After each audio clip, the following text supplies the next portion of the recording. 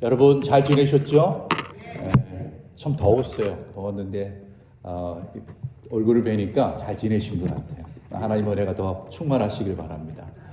오늘 저는 하나님은 왜 지셨을까? 라는 그런 제목을 가지고 오늘 저희가 읽은 제가 너무 익숙한 본문을 많이 하죠. 제가 읽은 이 말씀을 가지고 하나님은 왜 지셨을까? 라는 그런 제목이자 질문인데 그 질문에 답을 좀 해가면서 하나님 우리에게 주시는 그런 말씀을 좀 생각하는 그런 시간을 가졌으면 좋겠습니다. 우리가 살면서 뜻대로 되지 않는 일들을 지금까지도 많이 만나왔고요. 앞으로도 만날 때가 있을 겁니다. 우리가 열심히 준비했는데도 불구하고 결과가 우리의 뜻대로 되지 않았던 때가 꽤 많았던 것을 우리가 경험을 하고요. 자녀를 사랑하고 기도하는데도 불구하고 자녀의 믿음과 삶이 기도하는 부모의 뜻대로 되지 않을 때가 있다는 것도 경험을 하고 있습니다. 건강을 위해서 잘 먹고 잘 자고 운동도 하는데 갑자기 병이 뜻대로 되지 않는 그 병이 그리고 넘어지기도 하고 또 다른 사람이 치기도 하면서 사고가 나는 그런 때도 있습니다. 어떨 때는 내가 처음에는 잘 선택했다라고 생각하고 뭔가를 선택했는데 갈수록 그 일이 꼬이면서 그 선택이 잘못된 것처럼 보일 때도 있습니다. 그러니까 우리는 뭔가를 열심히 하고 잘하기를 위해서 우리는 선택하기도 하고 노력하는데 우리의 뜻대로 되지 않는 그런 일들이 있습니다. 그때 우리는 뭘 하죠? 자신을 탓하죠. 내가 조금만 더 잘했으면, 내가 이렇게 했으면 이렇게까지는 되지 않았을 텐데 라고 생각을 하면서 자기를 탓할 때가 되어 있습니다. 우리가 뜻대로 되지 않는 여러 가지 일들, 제가 조금 전에 말씀드린 몇 가지 일 외에도 여러 가지 그 일들을 만날 때 우리는 우리가 가지고 있는 능력 아니면 힘에 많은 한계가 있다라고 하는 것을 느낄 때가 있습니다.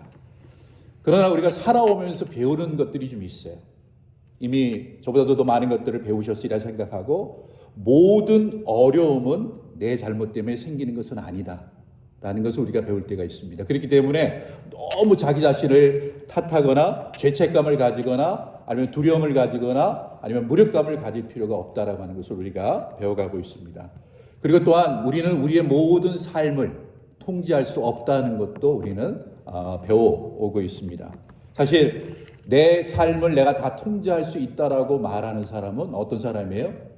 엄청 교만한 사람입니다. 그렇죠?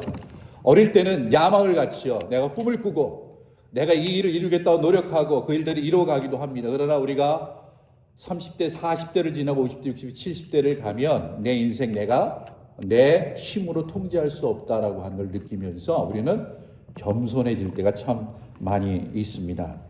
그렇기 때문에 우리가 기억해야 될 것이 있는데 저는 한번 좀 따라해 보시겠어요? 삶이 어려울 때 하나님을 붙잡아야 합니다. 이거는 우리가 평생 배워가는 신앙의 내용입니다. 삶이 어려울 때, 내 뜻대로 되지 않을 때, 내 힘대로 통제되지 않을 때 우리가 하나님을 붙잡아야 된다고 하는 것은 만고불변의 신앙의 진리입니다. 이거를 잃어버리는 순간 우리의 신앙은 흔들리기 시작합니다. 그리고 우리의 마음에는 찾아오지 말아야 될 손님들이 자꾸 찾아옵니다.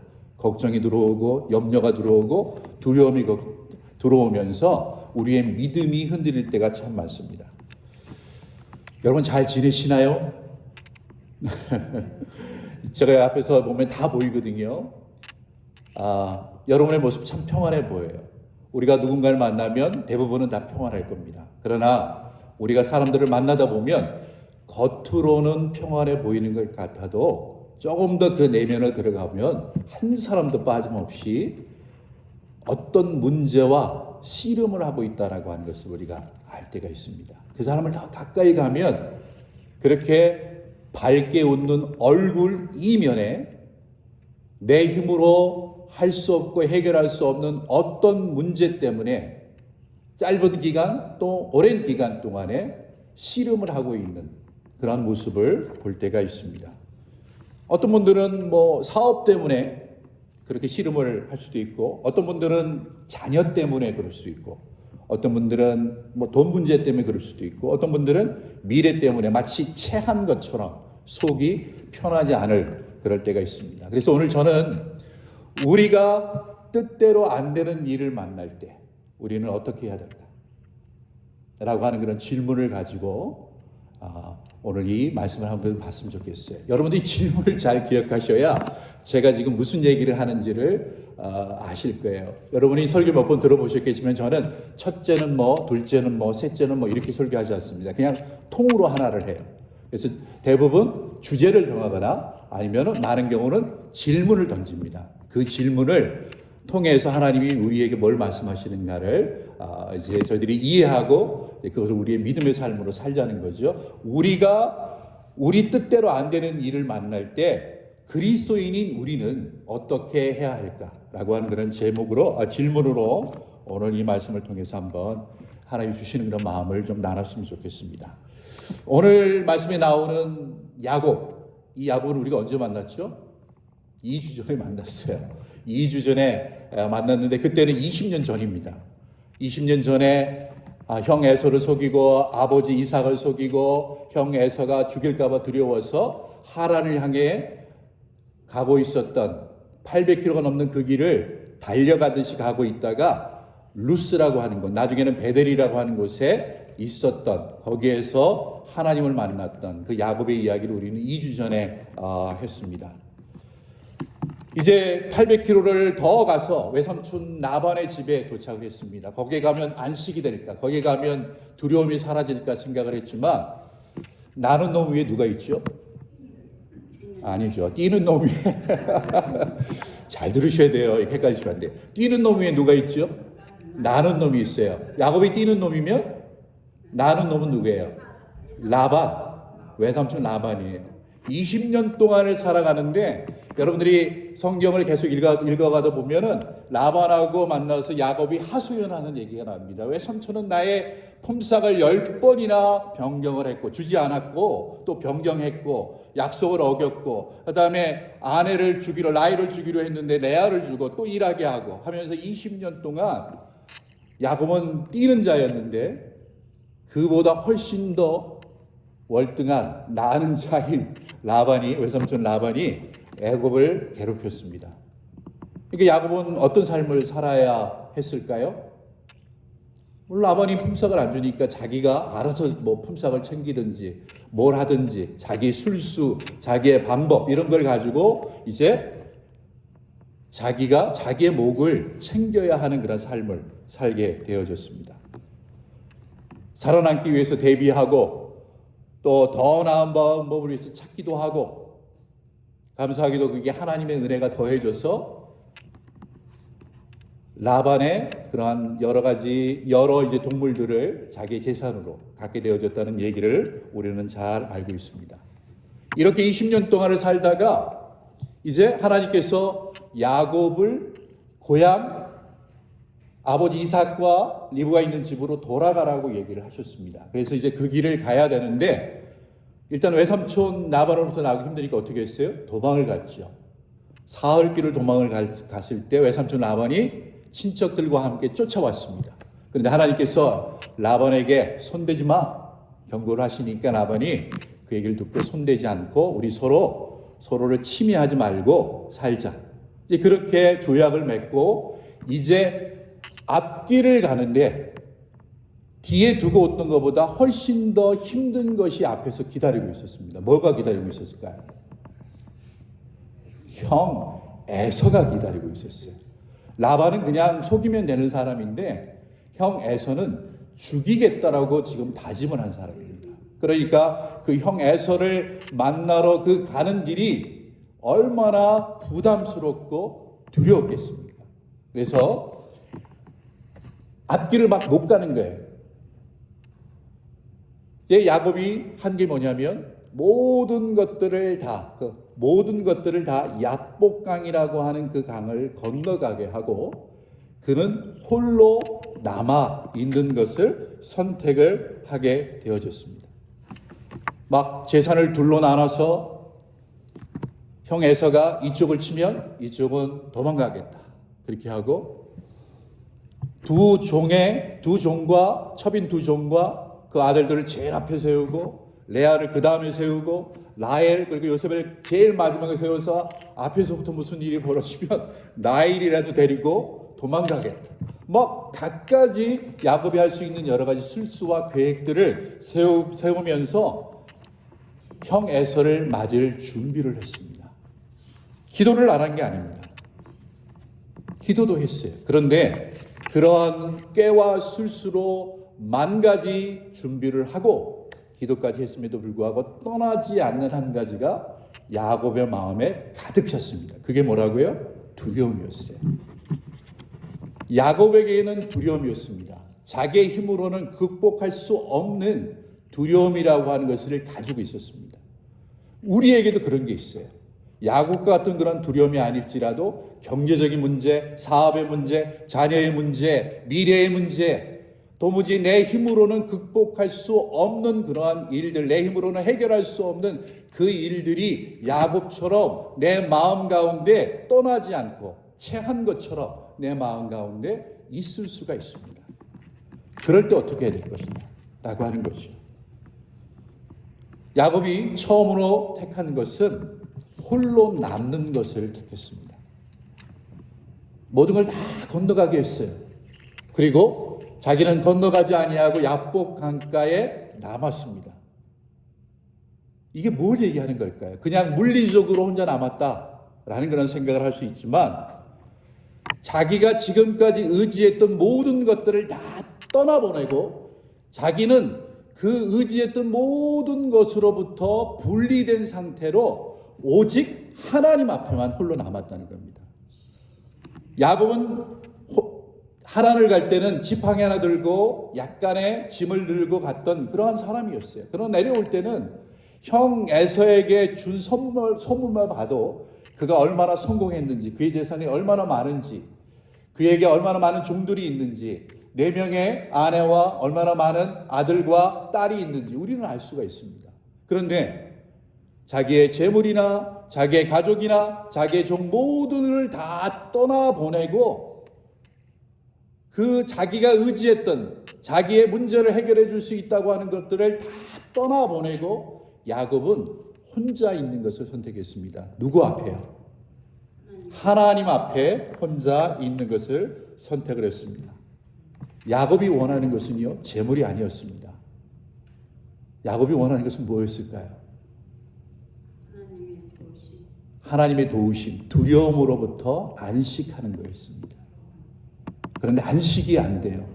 선물을 엄청나게 보내고 막 나는 당신을 해치러 온 게 아닙니다라고 형 에서에게 막 전가를 보내고 했음에도 불구하고 마음의 두려움이 떠나지 않는 것입니다. 안식이 되지를 않았습니다. 그러니까 모든 걸 떠나보내서 혼자 남게 되었습니다. 이것이 야곱이 한 선택입니다. 그때 무슨 일이 벌어졌는가? 우리 한번 여기 24절의 말씀 한번 봐볼까요? 한번 읽어볼까요? 야곱은 홀로 남았더니 어떤 사람이 날이 새도록 야곱과 씨름하다가, 여기 어떤 사람이 나와요. 이 어떤 사람이 어떤 사람이에요? 사람이에요? 하나님이에요? 30절을 보면, 우리가 읽은 30절에 보면 이 어떤 사람은 그냥 한 명의 인간이 아니고 사람이 아니고 하나님이었다라고 하는 것을 알게 되어집니다. 무슨 일이 지금 벌어진 거예요? 야곱이 자기가 의지했던 자기의 성공, 자기의 사람들, 모든 것들을 다 떠나보내고 나의 도움은 오직 하나님에게만 있습니다라고 겸손하게 하나님 앞에 홀로 남았을 때 누가 찾아오신 거예요? 하나님이 찾아오셨다고 하는 것입니다. 우리가 어떤 문제를 만났을 때, 우리의 뜻대로 되지 않았을 때, 우리가 혼자라고 느낄 때 이 말씀은 하나님이 우리를 떠나신 적이 없다라고 하는 것을 우리에게 이야기를 해주고 있습니다. 그런데 언제 하나님이 느껴지고 언제 하나님이 함께 계시다고 하는 것을 야곱이 느꼈나요? 혼자 있을 때 나의 의지는 오직 하나님입니다라고 하는 그 마음으로 혼자 있을 때 하나님께서 모습을 드러내셨습니다.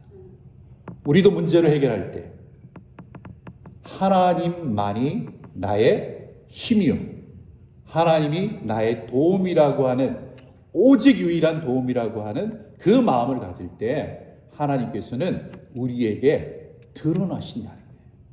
그때 우리는 하나님을 만날 수가 있습니다.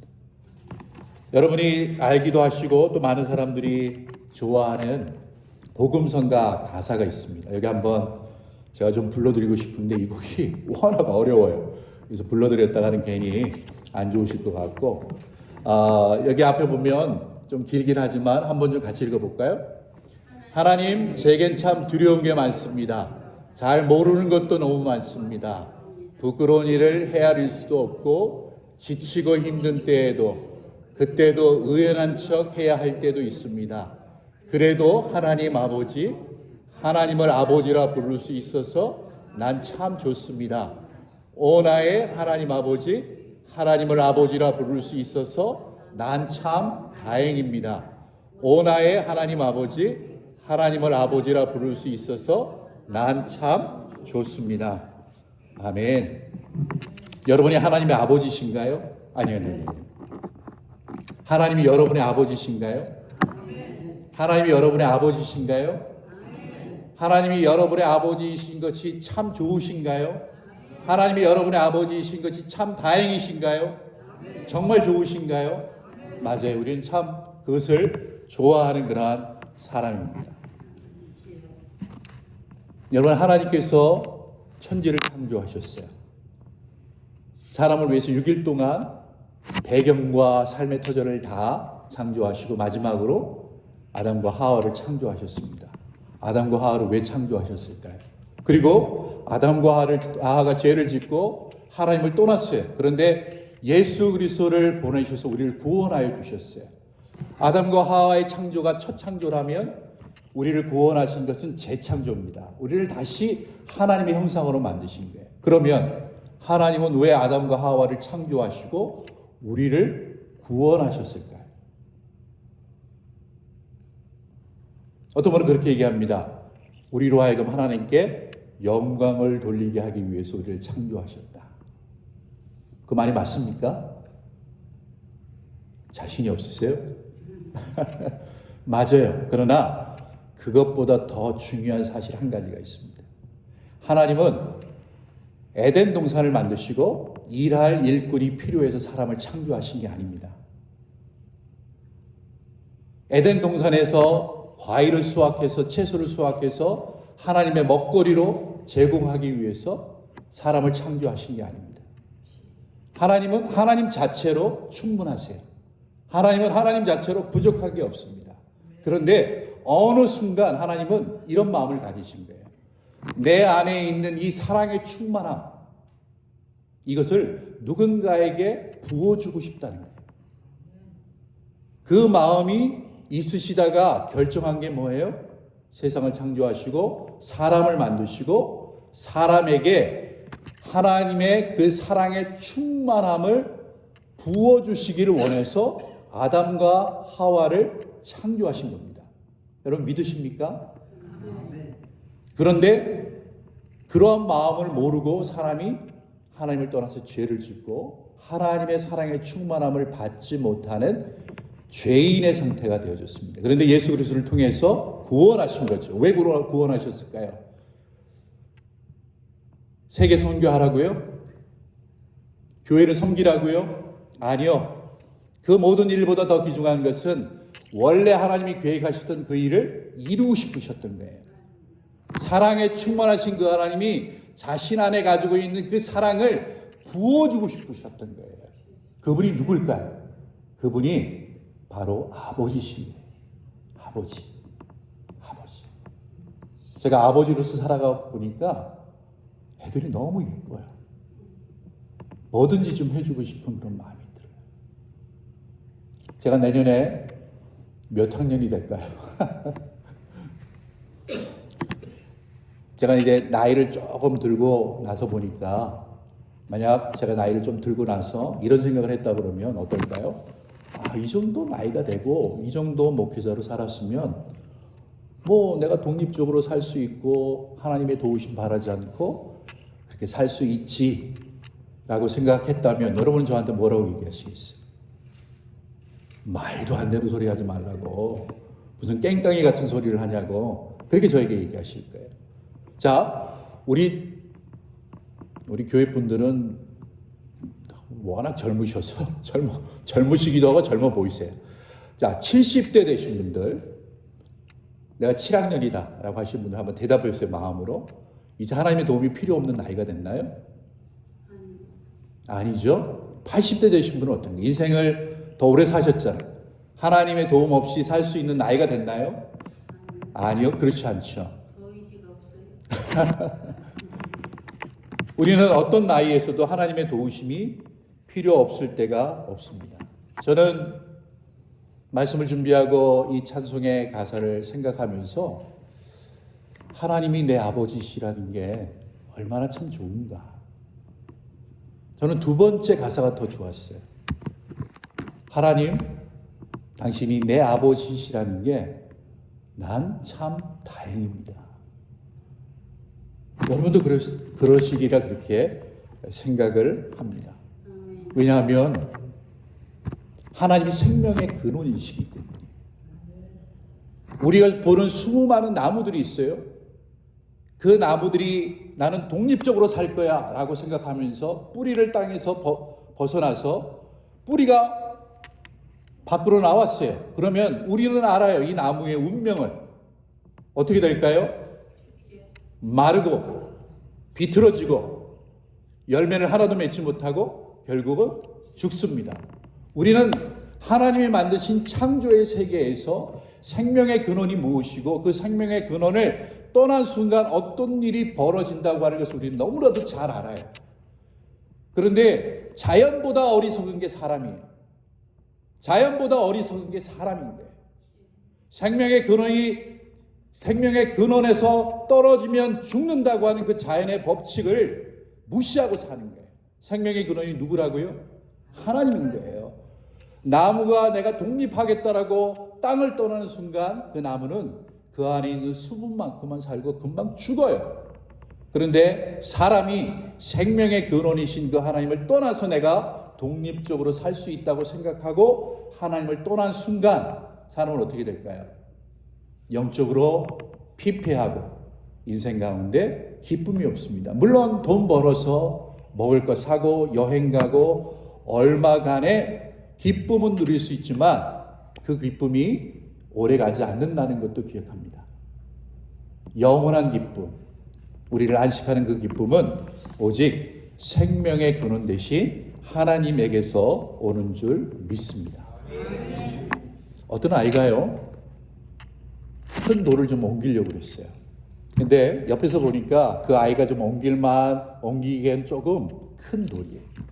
근데 이 아이는 야망이 있어요. 내가 한번 해보리라 생각을 하고 돌을 한 1m 정도 이렇게 옮기려고 이제 시도를 합니다. 그러면서 막 들어보기도 하고 막 밧줄을 묶어서 끌어보기도 하고 지렛대를 사용해서 굴려보려고 하기도 하고 삽을 파고 막 굴려보기도 하려고 하는데 안 되는 거예요. 그래서 한참을 이 돌을 옮기려고 하다가 이제 너무 지쳐 있는데 그 옆에 있던 아빠가 그 아들에게 이렇게 얘기합니다. 너는 최선을 다하지 않았어. 근데 이 아들이 그 얘기를 듣고 짜증이 나는 거예요. 왜 짜증이 나느냐 하면 자기는 나름대로 최선을 다했거든요. 이 돌을 들어보려고도 하고 밧줄을 해서 끌어보려고도 하고 굴려보려고도 하고 막 수없이 그렇게 했는데 아빠가 갑자기 자기의 노력은 몰라주고 최선을 다하지 않았다고 얘기를 하니까 이 아들이 짜증이 난 거예요. 아빠, 난 최선 다했어. 나는 내가 할 수 있는 한 모든 것들을 다 해봤어. 그러나 이 돌이 굴러가지 않았어 라고 그렇게 이 아이가 아빠에게 얘기를 했습니다. 그러자 그 아빠가 이렇게 얘기합니다.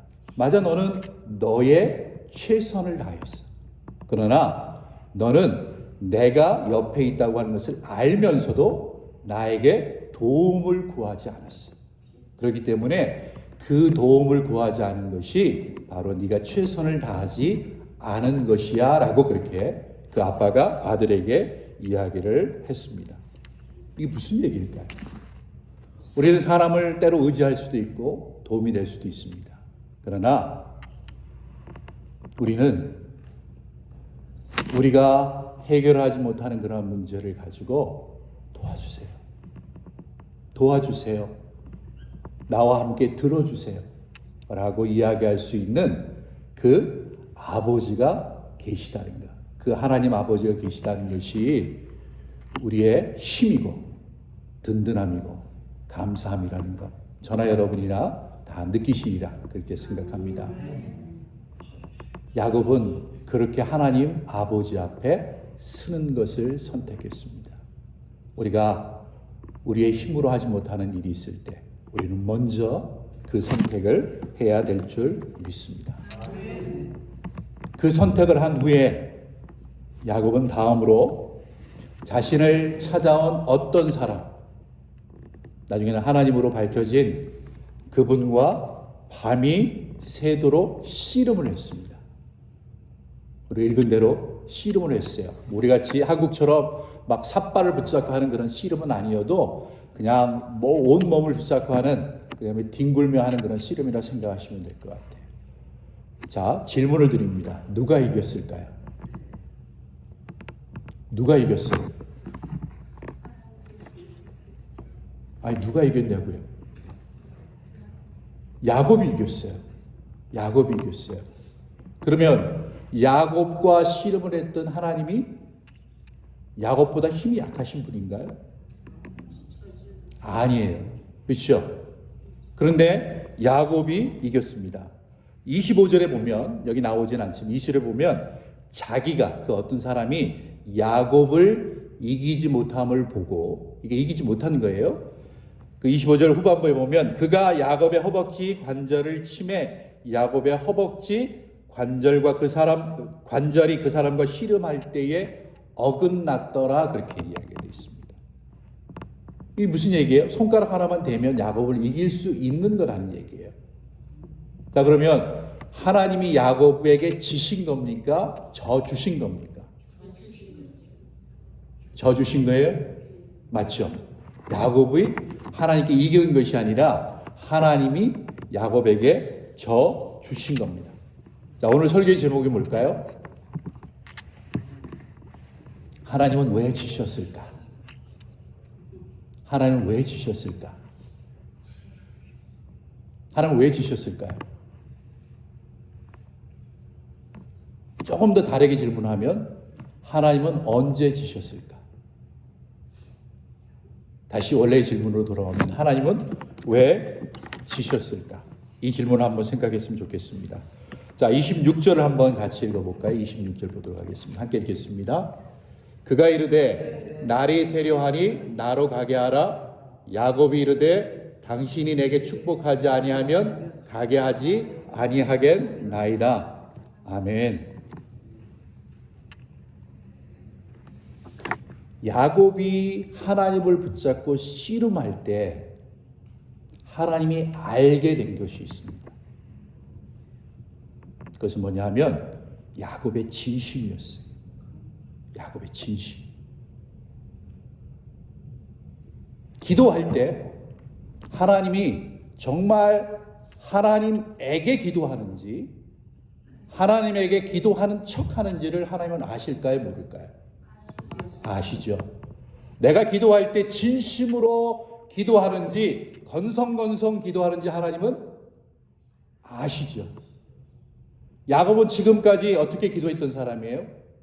도와줬을 때는 그래 하나님 고맙습니다 라고 고백은 했겠지만 20년 동안 외삼촌 나반의 삶을 살아갈 때는 우리가 읽어보는 성경 안에서는 진심을 다해 하나님 앞에 섰던 적이 없습니다.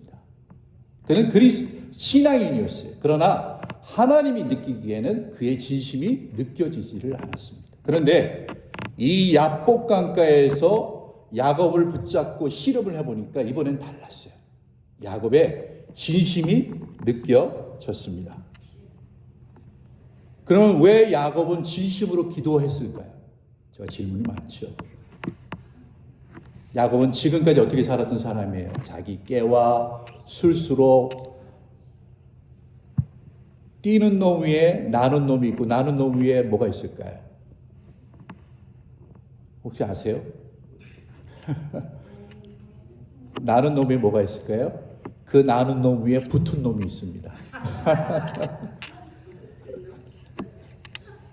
처음에는 외삼촌 나반이 야곱을 이기는 것 같았어요. 그런데 야곱은 뛰는 놈에서 20년 동안 살면서 그 나는 놈 위에 붙은 놈의 실력이 붙은 거예요. 깨와 술수를 가지고 외삼촌 거를 빼앗는 것도 아니고 훔치는 것도 아니고 정당한 것처럼 자기의 재산을 만드는 그런 방법으로 수 없는 재산을 불려왔습니다. 그리고 결혼도 4명이나 했죠. 아들도 11명이 있죠. 어여쁜 딸이 있죠. 또 수많은 종들과 그런 가축들이 있었습니다. 그런데 그때까지는 자기 인생은 자기가 꾸려갈 수 있다라고 생각한 거예요. 자기에게 어려운 일이 만나도, 자기에게 어려운 일이 생겨도 내 이 어려운 일들을 내가 해결할 수 있다라고 하는 생각을 가지고 살아왔어요. 그런데 야복강가에서 에서를 생각할 때 가진 그 두려움은 그 전에 문제들과는 다르다는 것을 야곱은 느꼈던 겁니다. 그러니까 이거는 내 힘과 내 깨와 내 술수로는 해결할 수 없는 일이고 하나님이 도와주시지 않으면 해결될 수 없는 것이라고 하는 그 믿음까지 간 거예요. 그 믿음을 하나님에게 전달을 한 겁니다. 그 하나님이 그를 붙잡고 씨름할 때 하나님께서는 그것을 느끼셨어요. 우리의 힘으로 해결되지 않은 문제를 당할 때 어떤 방법을 찾기보다 우리는 야곱이 하나님에게 그 진심이었다라고 하는 것을 전달한 것처럼 우리는 하나님에게 우리의 진심을 전달하는 것이 필요합니다. 1년, 2년, 3년, 5년, 10년 나에게 내 힘으로 해결되지 않은 그 문제를 가지고 고민해하고 아파하고 힘들 때 물론 기도도 해왔지만 이 말씀을 통해서 하나님께서 우리에게 말씀하시는 것은 그 일을 가지고 나한테 올 때에 네가 나 외에는 이 문제를 해결할 존재가 없다라고 하는 것을 인정하고 오직 나를 붙잡고 나만 붙잡는 그 진심으로 나에게 오라고 그렇게 지금 하나님께서 말씀하시는 거예요.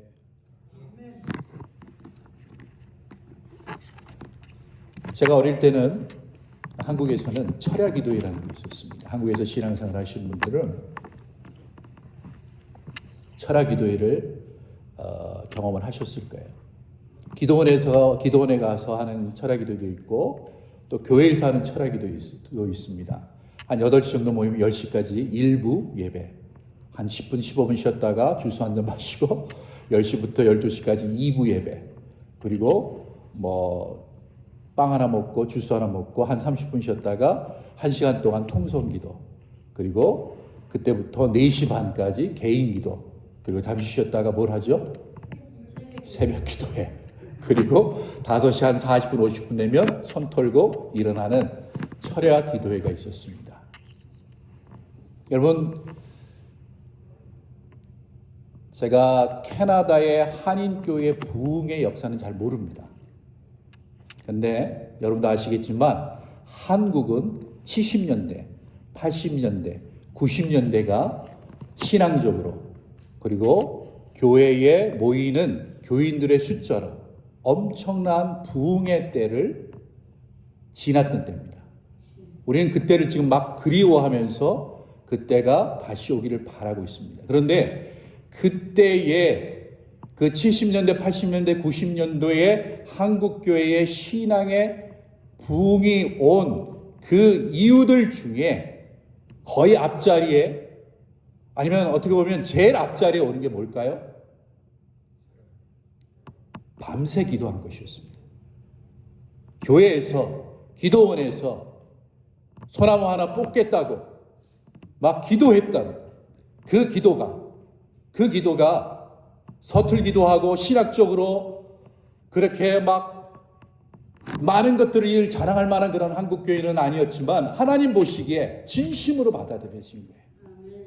그런데 그 철야기도회가 이름이 바뀌었어요. 어떻게 바뀌었어요? 심야기도회로 바뀌었습니다. 우리가 어떻게 이 피곤한 세상에서 12시를 넘어가서 기도를 할 수 있냐? 우리는 안 된다. 금요일에 모여서 8시부터 10시까지만 하자. 그리고 좀 더 기도하려고 교회 남으면 눈치를 줍니다. 빨리 가세요. 우리 문 닫고 가야 됩니다. 그래서 기도의 시간이 확 줄었어요. 그러다가 이름이 바뀌었어요. 뭐라고 바뀌었을까요? 노 기도회. 우리 기도회 안 한다. 그냥 우리 집에서 쉬자. 주일 한번 예배 드리고 그 은혜 가지고 일주일 살고 우리 개인적으로 기도하자.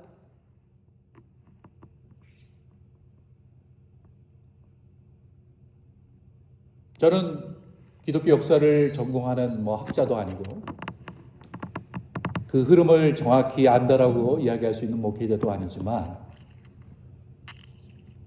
70년대, 80년대, 90년도에 하나님께서 은혜를 주신 것은 그때 그분들이 특별한 믿음이 있어서가 아닙니다. 그분들은 하나님께 진심을 보여드렸어요. 진심을 보여드렸어요. 이 토론토에 교회를 걱정하는 분들이 많습니다. 본인이 다니는 교회도 걱정하고 다른 교회도 걱정하는 분들이 많습니다. 그때 해야 될 일은 걱정과 험담과 소문이 아닙니다. 이 교회에서 무슨 일이 벌어졌대. 이 교회에서는 목회자와 누가 싸웠대. 이 교회에서는 지금 어떤 일이 벌어진대. 이건 하나님께 안 들려요. 중요한 건 진심이에요. 그런 문제가 내가 아는 어떤 교회에 그런 문제가 생기면 하나님이 교회를 불쌍히 여겨주시고 그 교회의 목회자와 직분자와 교인들을 불쌍히 여겨달라고 하는 그 진심이 하나님에게 올려드려야 되는 거예요. 그래야 문제가 해결이 되는 겁니다. 우리 교회가 그랬으면 좋겠어요. 우리 교회가 하나님에게 진심을 보여드리는 교회였으면 좋겠어요. 자, 지금 야곱은 얼마 동안 기도했어요? 날이 새려하니, 그러니까 지금 어느 저녁부터 밤새도록 기도하는 거예요. 제가 지금 무슨 말씀드리는 거예요? 철야기도회 하자고 말씀드리는 거예요? 그랬으면 좋겠어요. 이 장소가 철야기도의 장소가 됐으면 좋겠어요. 누구나 와서 기도할 수 있는, 하루라도 밤을 새든지 여기서 잠을 자든지 기도할 수 있는 장소가 됐으면 좋겠어요. 그러나 그것보다 더 중요한 것은 그렇게 밤이 샐 정도로 하나님에게 하나님만이 나의 문제를 해결해 줄 수 있다라고 고백하는 그 야곱의 진심이 우리에게 회복되어야 된다는 것입니다. 그 마음을 가지고 우리 하나님에게 내 사업의 문제, 자녀의 문제, 그리고 나의 개인적인 그런 문제를 고백하고 기도하고 우리의 기도가 터지면 그때 하나님께서 가만히 계시지 않는다는 거예요. 하나님이 저 주신다는 거예요. 저 주신다는 게 뭐예요? 들어주신다는 거예요. 우리 권사님 땡큐. 들어주신다는 거예요.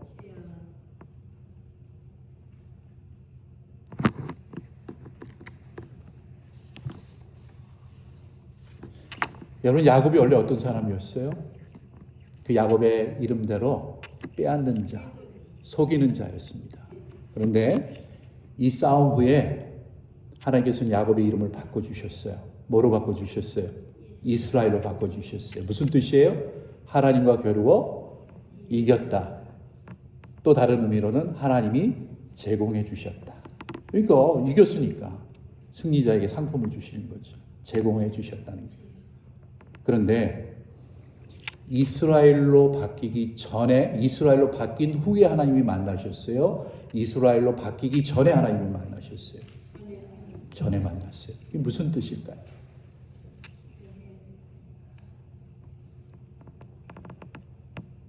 야곱은 하나님 앞에 서기에 부끄러운 그런 사람이었습니다. 그런데 하나님께서는 그를 외면하지 않으셨습니다. 우리는 어떨까요? 우리는 야곱보다 나을까요? 못할까요? 나은 면도 있고 못한 면도 있겠죠. 우리에게 부족한 점이 있습니다. 믿음의 결함이 있습니다. 그러나 하나님은 우리를 만나주십니다. 하나님은 우리를 만나주세요. 그래서 하나님의 아버지신 거예요. 그래서 우리가 하나님께 감사한 것입니다. 여러분, 이 말씀 가지고 우리가 기도하는 사람이 됐으면 좋겠습니다. 개인적으로 문제가 있고 해결되지 않은 것이 있으면 하나님께 부르짖으십시오. 부르짖으십시오.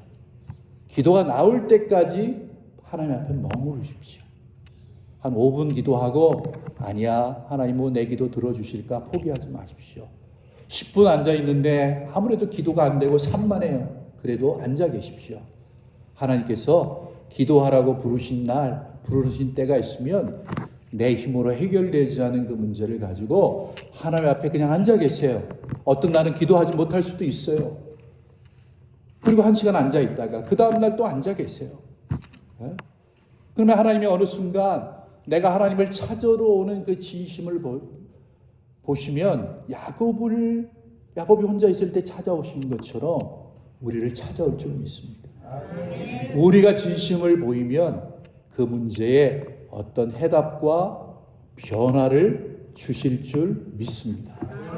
이게 믿음인 거예요. 하나님은요, 우리의 진심에 지시는 분입니다. 여러분, 이 믿음 가지시고 살아가셨으면 좋겠어요. 이 믿음으로 우리가 기도하자 그러면 짧은 시간이라도 하나님, 당신만이 우리를 인도해 주실 수 있는 하나님이십니다. 여러분의 문제를 홀로 진심을 가지고 대할 때 하나님은 저주시는 분임을 믿고 그 믿음으로 기도하며 하나님의 능력을 체험해가는 저와 여러분의 삶이 되시기를 간절히 축원합니다.